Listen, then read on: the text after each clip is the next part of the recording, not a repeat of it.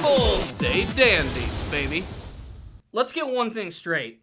Naruto and Sasuke versus Jigen is a legendary and epic episode of Boruto, Naruto Next Generations. This episode just took out its action dick and slaps you in the face with it. There's no getting around it.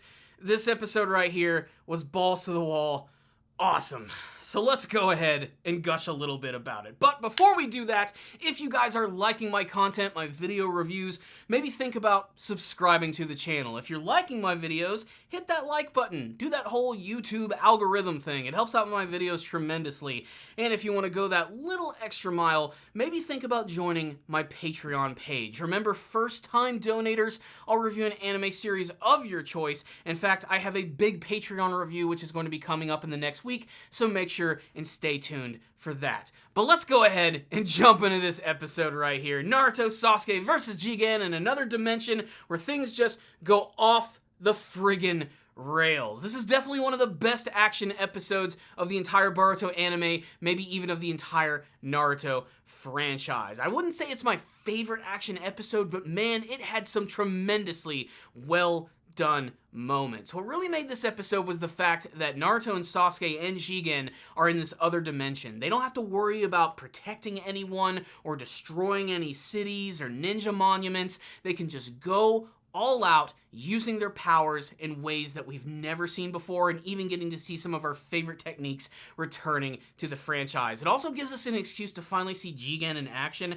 learn how powerful he truly is, and of course, get to learn who he truly is. I'll go ahead and say right now, spoiler warning, if you haven't watched the episode, go check it out, then come back to this review, because there's a pretty big reveal towards the very end of this episode about Jigen, his powers, and who, of course, he truly is. But this episode itself was also deceptively simple, pretty much mostly focusing on the battle of Naruto, Sasuke, and Jigen. But there are some smaller moments back in Konoha Village with Boruto and his friends discovering all of the damage that was caused by Jigen, Konohamaru being desperately hurt by those black chakra rods. This time we know it's serious because this week they actually decided to put blood on them when they were actually attacked by these abilities. As for the other poor ninja who is stabbed to death, well, sucks to be that guy. I guess we're not going to hear much about him. But really, this is all Naruto and Sasuke versus Jigen. And as you would imagine, it's fast-paced, it's hard-hitting, it's fluid, and it's got some amazing fighting choreography. And it also firmly establishes that while Naruto and Sasuke are still immensely powerful, Jigen apparently is on a completely different level than anything that we've seen. Remember in that battle that Naruto and Sasuke had with Momoshiki where they teamed up and they utilized some really crazy techniques? This time it looks like Jigen is way more powerful than Momoshiki ever was. And that's really interesting because, of course, initially we don't believe him to actually be related to him, to be another member of the Otsutsuki clan. But we do get that big reveal at the very end of the episode that Jigen is indeed another vessel for the brand new mysterious Otsutsuki member who goes by the name of Ishiki. That's right, this is the mysterious member that Sasuke saw in that other dimension where they were trapping that juvenile Ten Tails. This is Ishiki Otsutsuki, and all I'm going to say is he's going to be like our next major villain of the series, and you want to look out for this guy because he's pretty freaking awesome. Being that he is an Otsutsuki, he's incredibly powerful in terms of utilizing not only taijutsu and ninjutsu, but he also has his very own distinctive ability as well, which basically makes him Ant-Man from the Marvel Universe. That's right, he basically has the ability to shrink himself, and that's why he's so hard to hit. Every single time it looks like they're trying to attack him, it looks like he's teleporting away. He's actually just shrinking himself the entire time, and what's really great about these abilities is that it actually doesn't sort of diminish any of his other powers as well. He can be as tiny as an ant, but he can still absorb all of your power all at the same time. But luckily Naruto and Sasuke are able to use this to their advantage many times in this battle, because even though he's small, Sasuke is able to use the power of his Sharingan and Rinnegan to be able to track him no matter what size he truly is. And through a couple of different moments where they use some taijutsu abilities and they try to hit him with a big ol' Odama Rasengan, that's when things get tremendously serious, and we get to see that Jigen goes through a transformation which makes him resemble Ishiki Otsutsuki, actually having that horn, very similar to the one that Kawaki was growing in the previous episode of the series. And this is where the episode just decided to just say, fuck it, we're gonna go insane, go nuts, let's go Attack on Titan style on this shit, and you get freaking Sasuke utilizing the power of the Susanoo, you get Naruto summoning the giant Kurama body, and then you have Jigen, who is basically still just the same size and manages to just completely take these guys out in a blaze of glory in one of the most well-animated and executed action scenes. I absolutely love the moment where he is running around the Susanoo body and up the different various tails of Kurama.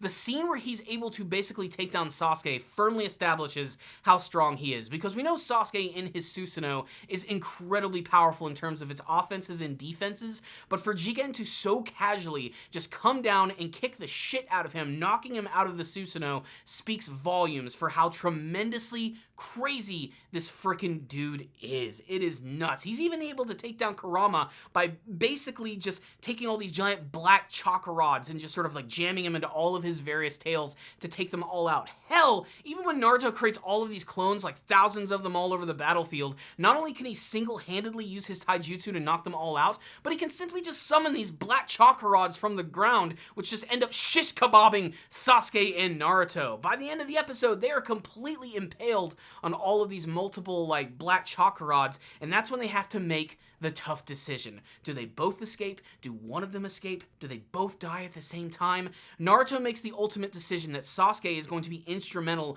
in getting back to this dimension and of course helping Kawaki, so he forces him to leave with his Rinnegan eye, and Naruto's the one who's going to be left behind, left for dead. Jigen plans on actually killing him, and I don't know why he doesn't just do it right now. He's probably going to be using him as bait. We also get to learn that this battlefield that they've been fighting in this entire time is actually like a giant pot, like a receptacle that he's actually going to use to try and trap everyone, a coffin, so to speak. And after Naruto is impaled in here, he actually jumps out of this thing, uses his ability to shrink objects, and transforms this thing basically into a prison for Naruto, which not only like traps him, but it also seems to cut off his chakra supply. As back in Konoha Village, Kawaki's arm suddenly falls off as it loses the connection to Naruto's chakra, and everybody's freaked out because their first thought is that Naruto could potentially be dead, ending the episode in such an intense way, but also giving us that first glimpse about the fact that Jigen is actually the vessel for Ishiki Otsutsuki. This is made clear because even in this battle, when he goes all out, you get to see that Jigen's body is not necessarily the greatest vessel for him. It's starting to break down. There are these like weird black things that are embedded into his abdomen, which are actually starting to crack and break apart. And as he teleports away, he actually is communicating with Jigen directly in a very fucked up scene, mentioning that he's actually crying on the inside. But it's Ishiki who seems to have taken over at this moment when he casually reveals his name before teleporting away into the darkness. Guys, this episode just fucking rocked! What's the rundown on this episode of Boruto Naruto Next Generations? I loved this episode so much. It had some just amazing animation attached to it. There's no way to get around it. The fight scene in this episode is tops. It's just really damn great. And I was a little afraid because it started out kind of okay, and I'm like, yeah, this is good, it's all right. When they finally got to that scene where his horn came out and he started attacking the Susanoo in the giant Kurama form, that's when you could tell that the animators were just having a blast trying to create another amazing action scene. Say what you will about the Naruto and Boruto franchise, when it comes to giant, spectacle, awesome kick-ass anime fights, the series, in my opinion, is almost second to none. They still come up with some of the most creative and fun, blood-pumping action scenes that I've ever seen. It amazes me that years later, I'm still getting that feeling every single time I watch one of these episodes. I distinctly remember it back in the day watching Naruto for the first time during the Chunin exams, seeing a lot of those big, crazy, like, action scenes pop off the screen in the Forest of Death, Sasuke versus Orochimaru, getting to Gaara versus Rock Lee, and of course that big classic battle, the very first battle between Naruto and Sasuke. I always kept telling myself, how are they going to top themselves? And continuously, as the series went on, from Naruto to Naruto Shippuden to Boruto Naruto Next Generations, they continue to give us some of the most excellent and well-executed action scenes of any anime out there. And this episode right here is just another perfect example of one of those fights. Again, not my favorite action episode from the entire series, but one of the best battles from Naruto and Sasuke, and easily one of the most intense they've ever had. As you have to realize, this was Naruto and Sasuke completely unrestrained. They were able to go completely all out, and Jigen still managed to curb stomp their asses the entire time. And he was doing it with a vessel which wasn't even the most powerful one he could potentially have.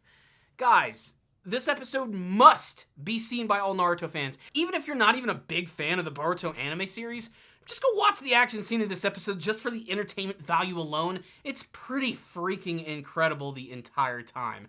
Like I said, I think it goes in the top 5 best action scenes that I've seen from Boruto thus far, and definitely maybe in my top 10 favorite action scenes from Naruto thus far. It's always also just like a really special treat to watch Naruto and Sasuke fight, especially together, because it's kind of a rare thing at this point. Every single time it happens, you know it's going to be special. And you could tell from the first like 5 seconds of this episode that this is certainly going to be something really interesting and that they were going to be going all out. But it was the build-up throughout the episode as it continuously got more exciting the entire time.